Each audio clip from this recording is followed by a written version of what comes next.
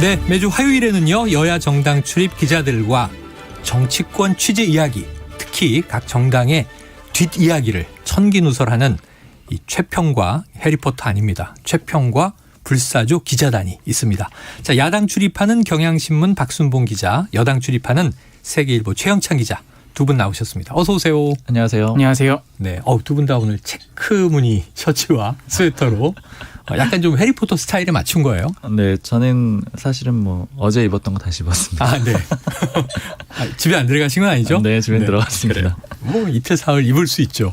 뭐 아재들인데 어떻습니까? 자, 이재명 더불어민주당 대선 후보 야당뿐 아니고요, 정부와 검찰, 언론까지 지금 비판의 강도와 범위를 넓히고 있어요. 여당 후보인데. 자, 어제 선대위에서 20분간 작심 비판을 했는데 일부 목소리를 듣고 오겠습니다.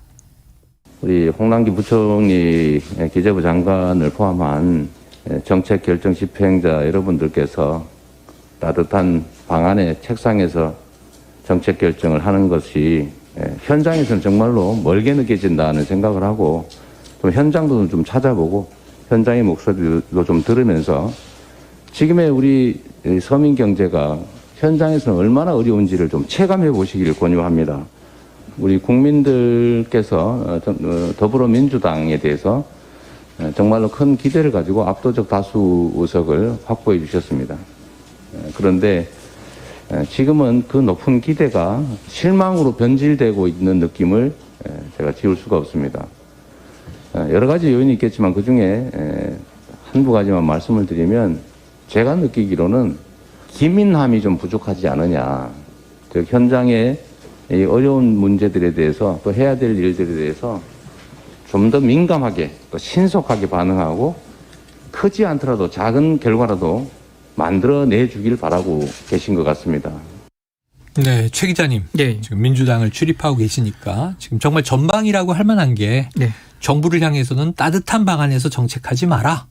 또 검찰에 대해서는 윤석열 일가 비리에 대한 수사가 미진하다. 또 당을 향해서 높은 기대가 실망으로 변질되고 있다. 전방위로 비판을 했어요. 분명히 지금 현재 상황에 대한 어떤 이유와 배경이 있겠죠.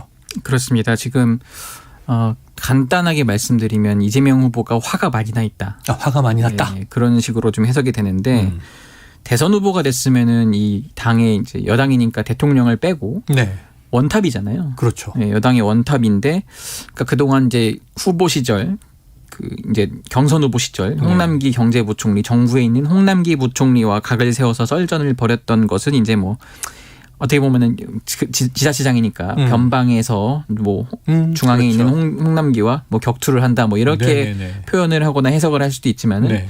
이제는 달라졌잖아요. 그렇죠. 대선 후보예요. 이제 민주당 여당 대선 후보인데, 그래서 이제 이 후보가 그립을 잡고 이제 재난지원금, 뭐 방역지원금이라고 하지만 어쨌든 그런 것도 하겠다 뭐 이런 식으로 했는데 홍 부총리가 말을 안 듣잖아요. 뭐 그런 면에서 김부겸 총리도 예. 재정 여력 없다. 어쨌든 그런 면에서 경고성 메시지를 좀 날렸다. 이렇게 경고성 보이고. 메시지를 정부에 날렸다. 그러니까 검찰에다가 이제 대장동 수사가 미진하다면서 뭐 특검을 받을 수도 있고 아닐 수도 있고 뭐 그러면서 또 네. 부산저축은행 관련해서 왜 윤석열 후보를 제대로 네, 수사를 안 하느냐. 이렇게 한 거는 사실 어떻게 보면은 본인에게 아직도 대장동 이꼬르 뭐 이재명 후보 의혹 이렇게 남아있는 굴레를 조금 피하고 이거를 이제 윤석열 후보에 더 씌우고자 하는 측면이 좀 있다. 근데 검찰이 잘 호응을 안 하죠. 뭐 그런 게 있고, 어쨌든 본인에게 씌워진 대장동 프레임을 벗어나려는 노력을 부단히 하고 있다. 네, 네. 그것 때문에 자세히 보시면요. 본인은 나 특검 받을 수 있어. 나는 그런 자신감이 있어. 이런 네. 식으로 스탠스가 바뀌었습니다. 대신에 그 특검에 대한 합의는 여야가 해야 되기 때문에 원내대표의 몫이에요. 공을 원내로 떠넘깁니다.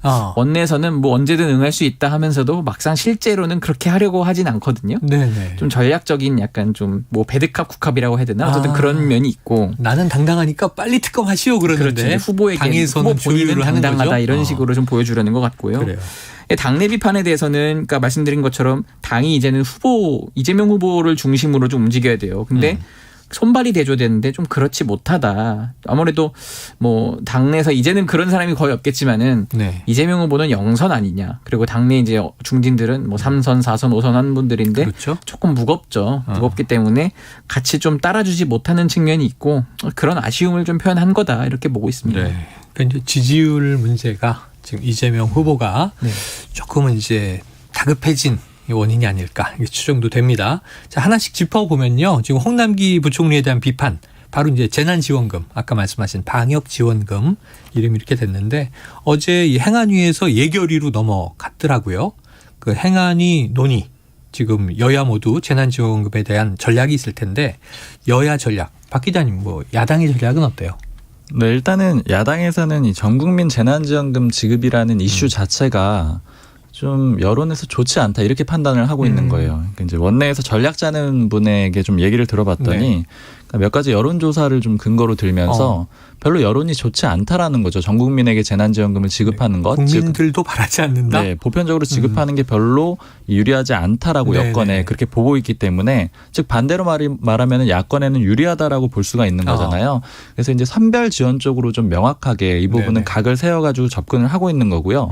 또 이런 흐름에서 윤석열 후보도 계속해서 지적을 하고 있거든요. 일단은 첫 번째로 대통령이 당선이 되면 50조 원을 집중적으로 코로나19로 피해를 본 자영업자들에게 지원을 하겠다라는 거잖아요. 이거는 그야말로 선별적으로 집중적으로 하겠다라는 네. 그런 메시지를 내건 거고요. 그리고 또 문재인 정부의 물가 상승을 좀 잘 잡지 못했다 이렇게 지적을 하면서 네. 그 재정 정책을 이유로 하나 들었거든요. 그러니까 물가 상승이 되게 된 이유가 재정 정책 때문인데 그 재정 정책이라는 게 현금 살포성 정책이라고 표현을 했고 그건 또 다시 돌아가 보면은 재난지원금을 얘기하는 거예요. 네네. 지금 문재인 정부에서 5번의 재난지원금 지급이 때부터? 있었거든요. 이 중에 보편 지급이 몇 차례 있었기 때문에 이런 것들을 계속 지적을 하면서 좀 다른 방향을 제시해서 좀 유리하게 끌고 가겠다 이렇게 전략을 짜고 있습니다. 자, 일단은 보편은 안 된다. 선별이다. 이거고. 그다음에 지금까지 돈을 많이 풀다 보니까 이게 또 인플레, 네. 물가 상승까지도 가는 거 아니냐는 이제 그것을 덧붙였습니다. 지금 여당은 그럼 야당은 반대고 정부도 지금 반대 기류니까 네. 정부와 야당이 한 팀으로 보이겠어요. 그럴 수 있어서 지금 오늘 윤호중 원내대표가 강도 높게 기재부를 또 비판을 했는데요. 네네. 이런 겁니다. 이제 7월에 추경 편성 당시에 추가 세수를 좀 알아봤더니 31조 5천억 이어서 그걸 추가됐다 돌려드렸다. 그랬죠. 그랬는데 오늘 더 확인해 보니까 19조 원이 더 있더라 추가 세수가. 네네. 네. 그러면 다 해서 도합 50조 원이 되는 거거든요. 그러네요. 그러면 기재부가 대체 뭘 했냐. 이런 초과 세수 제대로 파악 못했냐. 홍남기 부총리 국민에게 사과하십시오라고 강도 높게 네네네. 얘기를 했고요. 그래서 이제 윤호중 원내대표는 이걸 토대로 이제 김기현 원내대표랑 여야 협상을 하겠다고 해요. 그것 때문에 이제 뭐 여야 간 어떻게 논의되는지 좀 지켜봐야 될 것 같고 오늘 또 예결위 안에서 이제 예산안 개수 조정 소위가 열리거든요. 거기서는 이제 아마 어떤 예산을 깎고 어떤 예산 늘릴지 이제 협의를 하는 건데요. 아마 이걸 또 마련하려면은 기존 예산 중에 사업 중에 조금 깎는 게 많이 나오지 않을까 싶습니다. 네. 근데 여기서 조금 아마 짚어봐야 될 게 전국민 재난지원금 이슈 같은 경우에는 여당 내에서도 이렇게 여권 내에서도 이견이 있고 네. 사실은 민주당 내에서도 이견이 있거든요. 네네네. 지금은 많이 들어가 있는 상태지만 이재명 후보가 나서면서요. 근데 예전에 따져보면 야당 내에서도 약간의 이견이 있어요. 그러니까 이준석 대표가 예전에 송영길 대표랑 둘이 만나가지고 받기로 했다가 합의를 했다가 당내 번복했죠. 반발 때문에 번복을 했었잖아요. 그리고 이준석 대표가 그때 한 발 물러나긴 했는데 이후에 언론 인터뷰나 아니면 입장을 얘기할 때 보면은 여당에서 전국민 재난지원금을 지급하겠다라고 하는데 그걸 반대했을 때 표가 유리하냐 이런 식의 얘기를 했었어요. 그러니까 여당이 지금은 제가 봤을 땐 여권 내 이견이 있거든요. 네. 그렇기 때문에 굳이 야당에서 이 문제를 지적하지 않는 건데 내부에 자중질환이 있으니까 굳이 건드릴 필요가 네. 없는 거죠. 근데 만약에 여권 내 기재부라든가 민주당이 잘 합의가 돼가지고 전국민 재난지원금 지급합시다 강하게 추진을 하면 네네. 야당 내에서도 이견이 좀 갈릴 수는 있습니다. 이 부분은 좀 나중에 지켜봐야 될 것 같아요. 봐야 되고 지난해 1년 전 4월 총선으로 건너가 보면 황교안 대표 체제 때도 처음에는 보편 선별에서 보편 반대하다가 네, 선거 직면에서 보편 하겠다 받은 적이 있잖아요. 맞습니다. 똑같은 사례가 될 수가 있는 거죠. 그래요. 근데 이게 지금 여론도 사실 좋은 편은 아니고 그 당내에서도 이제 수면 위로 드러나진 않았지만 이런 걱정은 해요. 이게 약간 피로감이 있다는 거예요. 지금 이미 받은 거를 뭐 다 쓴 분들도 계시지만 다 못 쓴 분들도 있는데 네. 또 주겠다는 거냐. 그러니까 은근히 뭐 받으면 좋긴 하지만 네. 나라 걱정하는 분들이 좀 있는 것 같아요. 어르신들 중에서는. 근데 그런 걸 봤을 때 아마 계속 이제 여론 조사를 돌려볼 거 아니에요. 그 여론을 좀 동향을 보고 강약 조절을 하면서 추진을 할 것 같습니다. 아무래도 첫 번째 때보다는 말씀하신 대로 피로감이라든가 이제 체감의 자극 효과가 떨어지겠죠. 네, 그리고 윤석열 네. 후보도 변수긴 해요. 사실은 더 큰 결정권을 가진 사람이 있고 좀 네. 입장이 비교적 확정적이긴 하니까요. 그래요. 자, 그래서 뭐 당을 향해서 검찰을 향해서 정부를 향해서 이제 한마디씩 했는데 뿐만 아니라 지속적으로 윤석열 후보에게 1대1 토론 얘기를 하는데 이게 또 무슨 맞짱 토론처럼 여길까봐 이제 그런 토론이 아니고 민생을 주제로 대화를 나누자는 이야기다. 건설적인 얘기 하자는 얘기다. 이렇게 또 이제 설득과 요청을 하고 있어요. 이것도 전략입니까? 근데 이제 이거는 이재명 후보의 전략이라고 할 수 있고 이재명 후보는 뭐 토론이라든가 이제 상대와의 이런 걸 자신감이 있기 때문에 네. 할 수 있는데 상대가 받을지를 모르겠어요. 왜냐면은 이게 둘이 만난다. 둘이 만나서 대화를 한다. 그러면 뭐 공개 방식으로 토론을 할 거냐. 이제 여론 집중이 되잖아요. 이걸 했을 때 과연 누가 이기냐. 그랬을 때는 윤석열 후보가 과연 당장 받을지 모르겠고 사실 윤석열 후보가 뚜렷하게 이 정책이나 이런 게 뭐 몇 가지 있긴 한데 토론을 붙을 정도로 디테일하게 나온 게 아직 없다고 보여져서 좀 그런 게 좀 나와야 될 것 같은데 우선은 지금 지지율 상으로는 이재명 후보가 쫓아가는 형국이어서 먼저 이제 제안을 과감히 좀 할 수 있지 않나 싶습니다. 네. 자, 윤석열 후보가 받느냐. 우선 선대위가 뭐 내일 모레 사이에 이번 주 내에 꾸려지고 그다음 정책이 좀 나오면 그걸 가지고는 TV 토론에도 앞으로 있고 그런 거죠. 네, 근데 사실 윤석열 후보 입장에서는 아마 특별히 받지 않을 가능성이 높은 게 안 받을 가능성이 일단은 높다? 첫 번째는 네. 지금 윤석열 후보의 첫 번째 과제는 당내 통합이거든요. 그러니까 이게 후보가 된 뒤에 첫 번째로 주어진 제일 중요한 과제예요. 네네, 그러니까 그렇죠. 뭐 이준석 대표나 김종인 전 위원장하고 어떻게 콜라보를 잘 해나갈 거냐. 이게 지금 자기에게 주어진 과제이기 때문에 여기에 집중할 가능성이 높고요. 네.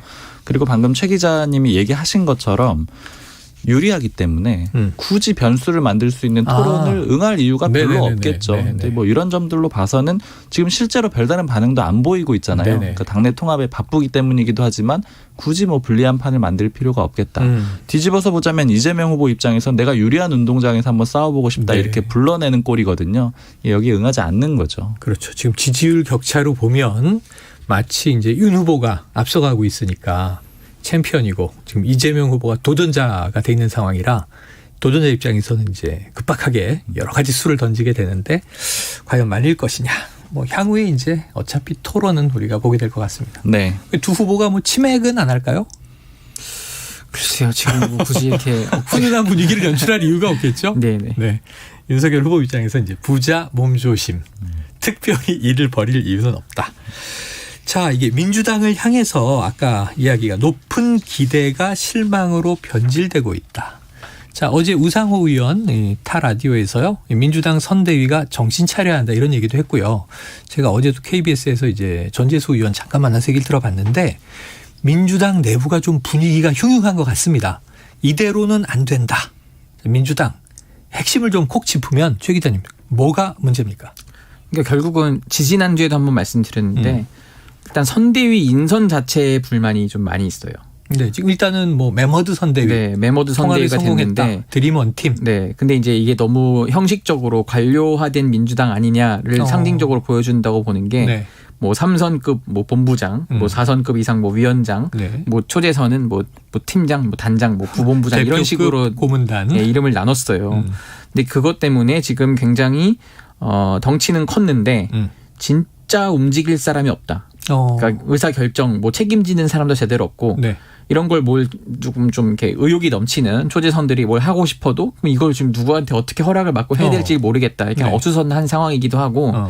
근데 또 한편으로는 지금 이제 이런 주장을 하는 분들은 그러니까 핵심에서 조금 비껴간 분들이거든요. 네네. 그러니까 본인이 중추적인 역할을 하고 싶었는데 그게 안 되다 보니 그런 서운한 마음을 조금 외부적으로 표출을 하신 것도 없지 않습니다. 근데 이게 어떻게 보면 170석의 뭐 역설, 부작용이라고 할 수도 있는데 네네. 너무 많다 보니까 당 지도부나 이런 분들은 일단 국회의원이잖아요. 그렇죠. 한 명의 헌법기관이란 말이죠.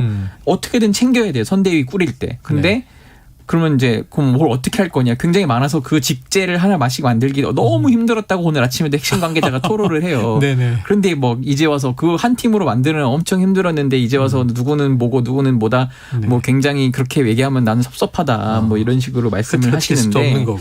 근데 어쨌든 지금 좀 이재명 후보도 기민함이 떨어진다고 지적을 한 만큼 지금 어제 또 초선 의원들 11명 이렇게 이상이 이렇게 좀 불만을 공개적으로 기자회견을 통해서 제기를 했거든요. 네. 좀 혁신이 떨어진다, 기동력이 떨어진다. 그래서 좀 청년 의원들 중심으로 뭔가를 지금 열심히 하려고 하는 움직임도 있고요. 아마 이제는 후보가 직접 소통하는 걸 좋아해서 단계를 많이 건너뛰고 네. 후보와 이제 다이렉트로 바로바로. 네, 하는 방식을 좀 많이 추구할 것 같습니다. 그래요. 근데 뭐 이건 들어보니까 당연하네요. 왜냐하면 몸집이 무거우면 아까 이제 이재명 후보 얘기처럼 기민성이 떨어지죠. 당연히. 이게 칭기스칸 조직 얘기할 때 기마병들이 막 말 타고 달려야 빠른 건데. 그게 국민의힘 상황하고도 좀 비슷한 것 비슷해요? 같아요. 네. 왜냐하면 그러니까 윤석열 후보는 확대 개편하고 싶어 하잖아요. 그러니까 통합 선대위를. 키우겠다. 그러니까 원래 경선 과정에 있었던 캠프 사람들을 그대로 데리고 가고 거기다 더해서 새로운 사람들까지 더 넣어서 네네네. 큰 캠프를 구성하고 싶어 하는 거고 그다음에 이제 김종인 전 위원장이나 이준석 대표 같은 경우에는 이 선대위를 좀 구조 개혁을 해야 된다, 구조 조정을 해야 된다 이런 입장인 거잖아요. 네. 근데 그 이유가 이 전면에 나서는 사람들이 좀 상징성이 있었으면 좋겠다 이런 것도 하나의 이유거든요. 그러니까 아까 그 이재명 후보의 민주당 선대위하고 좀 비슷한 식으로 일종의 타산지석으로 삼겠다라는 그런 의미도 같이 있는 거죠. 네. 그래요. 자, 또 이제 어찌 보면 고민의 본질은 여야 모두 맞닿아 있는 것 아닌가. 많은 자리를 만들어야 하는데 제대로 이제 일의 성과를 낼 것인가. 이런 또 의문점이 남습니다. 선대위 내부에서도 여러 이야기가 나온다고 해요. 이 후보의 매운맛 버전의 좌파 정책 전략 수정이 필요하다. 이게 좀 어려워서 어떤 의미로 해석해야 돼요? 그러니까 쉽게 얘기하면요. 경선 때는 민주당은 이제 진보 진영이라고 불리니까 네. 경선 때는 좀 더 진보적으로 선명한 목소리를 내도 된다. 이런 얘기를 해요. 그런데 경선 후보가 되고 나서는 중도 보수를 잡으러 가야 된다. 네네네. 그런데 그래야 하는데 지금 뭐 어쨌든 이재명 후보는 가끔 우클릭 행보도 있어요. 예를 들어 네. 뭐 중국발 요소수 사태에 대해서도 뭐 이건 차이나 리스크다. 이게 중국을 좀 비판적으로 보기 쉽지 네네네. 않거든요. 민주당 후보가. 그런데 이렇게 하다가도 지금 나오는 여러 말들, 발언이나 행보에서 굉장히 좌클릭을 하고 있는 걸 좀 우려하는 분들이 많아요. 그러니까 예를 들어서 뭐 보편복지 등등. 그것도 있고 보유세 대폭 인상이나 네네네, 뭐 그렇죠. 부동산 개발 이익 환수라든지 이런 것들이 어떻게 보면은 그 뭐 상위 10%를 겨냥한 거다 뭐 이런 식으로도 볼 수 있지만 어쨌든 좀 중도나 보수를 끌어당기는 전략은 아니거든요. 네. 그리고 지금 기승전 언론을 조금 제 비판하는 네네네네. 것도 어떻게 보면은 지지층 내부 결집을 하긴 상당히 좋지만은 중도 진영이 봤을 때는 약간 의아한 게 있거든요. 네. 그런 면에서 이건 좀 수정을 해야 한다라고 어제 이제 최병천 민주연구원 부원장이 페이스북에 강도 높게 비판을 했고 이렇게 가면은 계속 그 지지율이 더 벌어질 것 같다. 네네. 조금 중도 포지션을 해야 되는데 아마 후보도 알면서도 자꾸 이렇게 가는 것 같아서 네네. 좀 걱정이 된다. 뭐 이런 얘기가 지금 나오고 있습니다. 알긴 아는데. 왜냐하면 확정된 이후에 바로 낸 게 1호 공약이 기본소득이냐 그랬는데 아니고 성장이었잖아요. 네. 성장이면서 그때 또 이 박정희 전 대통령에 대해서도 네네. 상당히 평가하는 얘기도 하고 그래서 야 우클릭 행보가 시작되는구나 그랬는데 그 이유는 계속 이제 보편복지, 네. 기본소득, 기본 시리즈로 또 가니까 알겠습니다. 자 이번에 야당 소식도 좀 알아봐야겠습니다. 윤석열 국민의힘 대선 후보 선대위 구성 막판 진통 중인 것 같아요. 일부에서도 많이 다뤘는데 자 이준석 대표의 최근 목소리를 듣고 오죠. 사실 언론에서는 뭐 저희가 발표를 하면서 많은 내용들을 함구하고 있기 때문에 예. 갈등 때문에 이게 늦어지는 거 아니냐 이런 얘기를 하시겠지만은 저희가 예. 후보 선출 이후에 민주당보다 이런 부분을 빨리 진행하고 있습니다. 예. 그러니까 저희가 20일 정도에 1차 명단 발표할 수도 있다 이렇게 처음에 예고를 했었는데 예. 저는 그때보다 더 빠르게 할 수 있다고 이제 생각합니다. 저는. 예. 네, 그래서 뭐 저는 후보와의 이견은 굉장히 적은 상태이고 윤석열 후보 쪽에서 당무 우선권 강조가 자꾸 흘러나오는 게 결국은 이준석 견제 아니야 이런 의견도 좀 있어요? 뭐 후보가 그런 표현을 하는 게 아니라 자꾸 주변에서 예, 이제 예. 소위 하이에나들이 그런 말을 하는 것인데 예. 네, 저는 뭐 후보랑 제가 그런 표현을 써가면서까지 서로 대화를 나눈 적은 없습니다. 네, 윤석열 후보와 이준석 대표가 이제 양자 간의 갈등은 없다. 근데 중간에 하이에나 때가 있다. 하이에나 때는 아예 상수로 지금 이준석 대표는 이 지칭을 지금 하고 있습니다. 근데 이게 지난주 금요일에도 똑같은 얘기를 시사본부에서도 했어요. 이준석 대표가 20일까지는 선대위 구성 완료되느냐? 더 빨리 할 거다 이런 얘기를 했는데 20일이 뭐 내일 모레 글피 금요일입니다. 네. 그럼 며칠 안 남았는데 박 기자님 선대위 발표 언제 할 것 같습니까? 아직 좀 확정적으로 보기는 어려운데 네. 일단 당내 다수는 이번 주말 내까지 하지 않겠느냐 이렇게 관측을 하고 있고 네네. 김기현 원내대표도 그런 식으로 얘기를 했고요. 네. 그렇게 얘기를 하고 있는데 다만 핵심적인 변수가 김종인 전 위원장이에요. 네네. 그러니까 지금 윤석열 후보가 첫 번째 관문에 있는 상황이라고 아까 말씀을 드렸잖아요. 예. 이 콜라보를 잘 진행을 해야 되고 이준석 대표와 김종인 전 위원장 잘 아울러야 되는 상황인데 이준석 대표하고는 상당 부분 이견이 좁혀진 것 같습니다. 지금 상당 부분 조율이 사무총장권으로 갈등이 있었는데 조율은 된 것 같은데 네. 문제는 김종인 전 위원장인데 여러 가지 지금 이슈들이 있거든요. 김종인 전 위원장 같은 경우에는 언제든지 집에 갈 수 있는 사람이에요. 그러니까 거부를 할 수 있다라는 본 적이 거죠. 있죠. 네. 그런 모습들을. 그렇기 때문에 이 조율이 잘 안 됐을 때 이 판 자체가 흔들릴 수가 있거든요. 그러니까 김종인 전 위원장과의 조율이 잘 되면 이번 주말 내에 되는 것이고 네네. 그게 안 된다면 어떻게 될지 좀 모릅니다. 근데 되고 안 되고가 우리가 그동안 이야기해오기도 했지만 전권 혹은 이제 이준석 대표 표현으로는 상당한 권한 또는 이제 원탑 이런 얘기를 하잖아요. 네. 그거는 거의 좀 합의된 거 아니에요?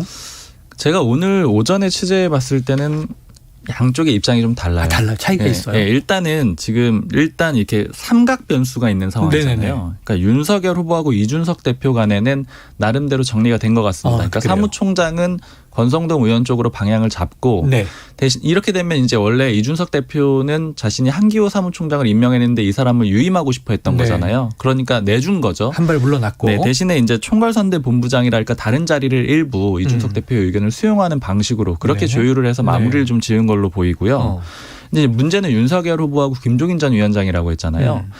두 가지 크게 보면 쟁점이 있는데 네. 일단 첫 번째는 김병준 전 비대위원장의 거취예요. 궁금해요. 네. 어떻게 되는 겁니까? 일단은 지금 윤석열 후보 쪽에서 제안을 한 거는 제가 이제 취재한 걸로 요약을 해서 말씀을 드리면 네. 총괄선대위원장으로 김종인 전 위원장이 원톱으로 오고 그 밑에가 상임선대위원장이거든요. 네. 그러니까 보통 당대표급들이 하는 그렇죠, 자리인데 그렇죠. 상임선대위원장에 김병준 전 위원장이 가면 어떻겠느냐 이렇게 제안을 하게 된 거죠. 상하 관계네요. 그래도. 그렇죠.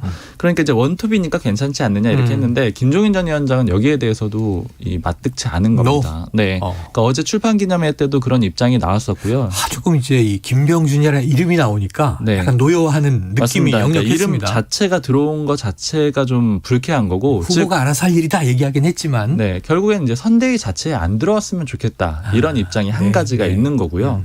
그리고 이제 두 번째 쟁점이 또 뭐가 있냐면 이제 앞에 요거는 이제 조율을 해야 되는 네네. 상황이고 아직 정리가 안 된 거고요. 그다음에 두 번째로 조율해야 될 부분은 이제 만약에 권성동 의원이 예정대로 사무총장이 된다. 네. 그럼 비서실장 자리가 비게 될 거 아니에요. 그렇죠. 그러니까 비서실장을 포함해서 몇 가지 주요한 자리들이 있는데 이 권성동 의원이 비서실장이 될 때 김종인 전 위원장을 찾아가서 인사도 하고 나름대로의 이 합의를 했다라고 합니다. 네. 그렇게 해서 내준 자리란 말이에요. 근데 이제 다시 또 비서실장을 자리 임명해야 되는 이동하고. 상황이 됐잖아요. 그러면 여기에서 또 한 번 이제 갈등이 생길 수가 있어요. 김종인 전 위원장이 원하지 않는 인사들이 일부 있거든요.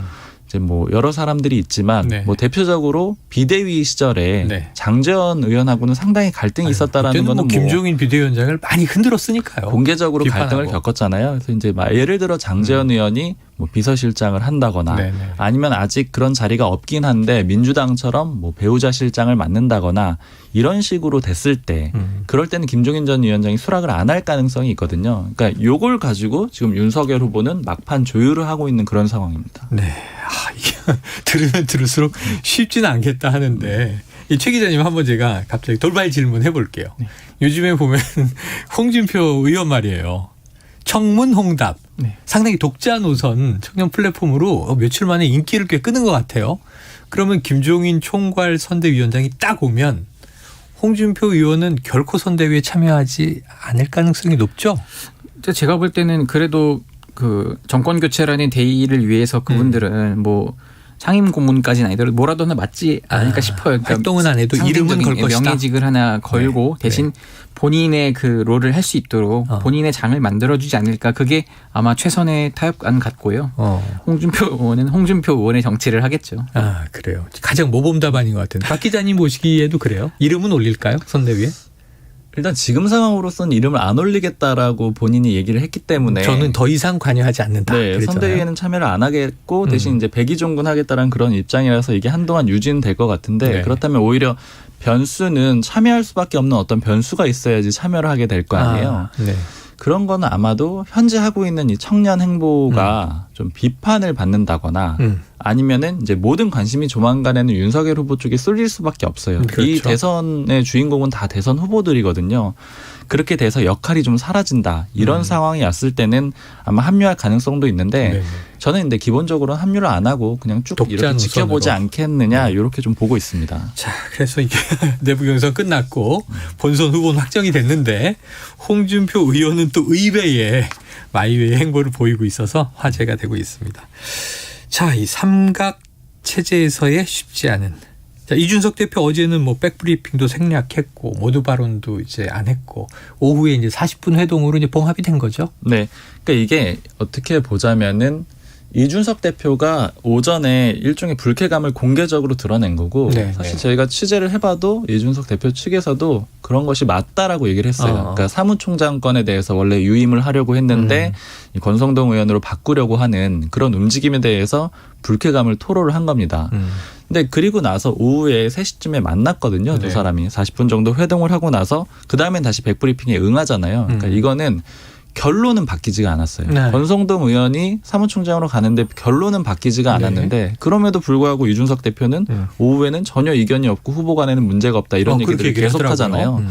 그러니까 일종의 테러를 열어준 것으로 볼 수가 있는 거예요. 윤석열 후보가. 딜이 정리됐다. 그렇죠. 그러니까 네. 서로 얘기하고 합의하는 그런 과정을 거쳐줬다라는 그런 네. 신호만 줘도 네. 이준석 대표로는 오케이 하고 수용을 할 수밖에 없는 그런 그림인 거죠.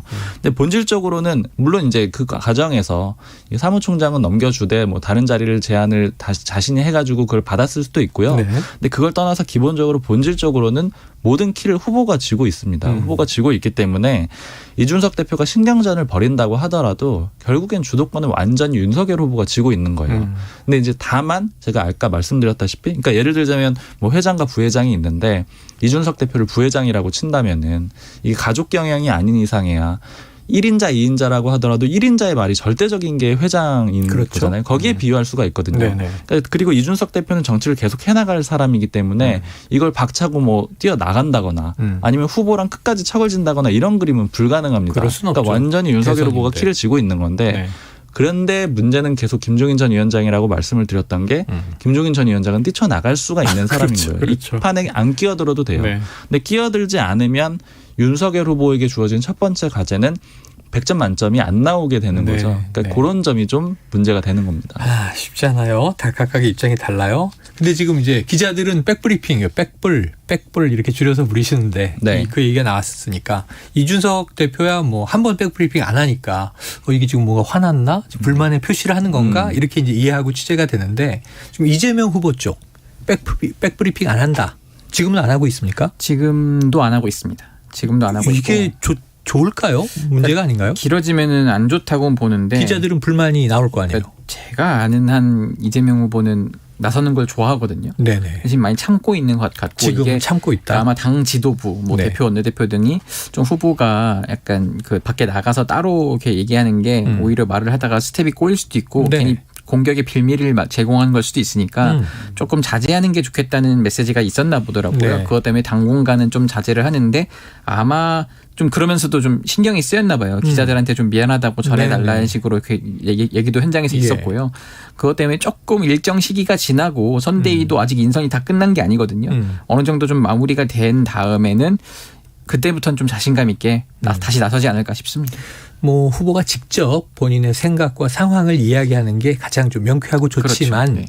또 일각에서는 후보가 만약에 설화의 위험성 때문에 백브리핑을 안 한다면 뭐 수석 대변인이나 후보의 이제 어떤 복심이라고 얘기하는 핵심 인사가 백브리핑은 해야 되는 거 아닌가요? 그러니까 그런 식으로 대변인들이 일단 하고는 있고 네, 그런데 이제 대변인들은 하고 있고 하고는 있는데 이제 그게 조금 시원하지 않다? 시원하지 않다는 게 있어서 근데 생각해보니까 아예 안 한 건 아닌 게 네. 주말 일정에 그 거제도 이런 데 갔다 왔잖아요. 네네네네. 저 그럴 때 질문 딱 메타버스 한 개 1탄. 받았더라고요. 한 개 받았어요. 네, 근데 현장 관련 질문만 딱 한 개 받았고 네. 그런 식으로 이제 뭐 그때는 기자들이 현장이 그렇게 많진 않아서 좀 자연스러운 분위기에서 부담 없이 한번 한 얘기는 한 것 같고 네. 아마 이제 좀 현장에서 협의를 할 겁니다. 그러니까 네네. 오늘은 그럼 이 현장 내 안에서의 했던 걸로만 좀 질문을 해달라 이런 식으로 사전에 좀 협의를 하면은 어느 정도 기자들도 이제 좀 조율을 잘 해서 질문을 받아주고 할 것 같습니다. 네. 그러니까 이게 약간 좀 고민이 되는 지점이 있는 게 그렇죠. 사실 옛날로 따져보면은 뭐 아주 오래전으로 보면은 대표들도 직접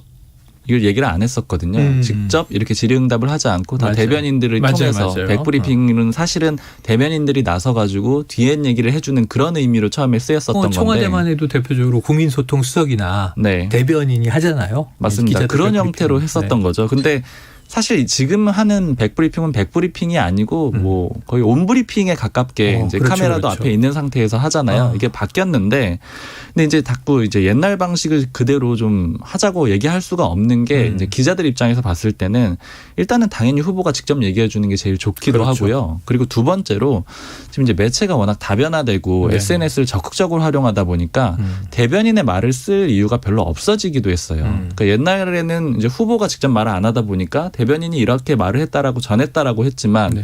요즘에는 예를 들어 이재명 후보가 직접 SNS에 글을 쓰는 상황이잖아요. 근데 그 글을 해석하는 것을 다시 굳이 대변인의 입을 통해서 네, 이 설명을 네. 할 필요가 없게 된 그렇죠, 거죠. 그렇죠. 근데 그러다 보니까 조금 더 요구가 있는 것 같고 그리고 기자들 입장에서는 저희는 어쨌든 뭐 주자들의 유불리는 상관이 없고 네. 독자나 뭐 아주 뭐 거창한 얘기를 하는 게 아니고 독자나 시청자들이 중요하잖아요. 그러니까 네. 그러다 보니까 뭐 저희는 요구를 할 수밖에 없는 것 같습니다. 그래서 기자들이 조금 뿔이 난 이유가 네. 뭐 문재인 후보 때랑 비교를 하는데 문재인 후보는 당대표 때도 잘 안 했어요. 네네. 이해찬 대표처럼. 근데 이제 이재명 후보 같은 경우는 성남시장 경기지사 때는 굉장히 적극적으로 네, 했고 네. 뭐 기자들이 없으면 불러서라도 이렇게 하고 싶은 얘기를 했던 기자들 대환영. 분이었어요. 근데 네. 이제 와서 물론 대통령 후보가 되시긴 했지만 갑자기 이렇게 좀 너무 돌변하는 것 같으니까 좀 섭섭한 마음도 좀 있는 거죠. 자, 스타일이 다 달라서 이게 뭐 정해진 법이 있는 건 아니다 보니까 혼란이 좀 있지 않나 싶습니다. 오늘 뭐 재밌는 뒷이야기 많이 들었네요. 오늘 박순봉 경향신문 기자, 최영창 세계일보 기자와 불사조 기자단 함께했습니다. 고맙습니다. 감사합니다. 감사합니다.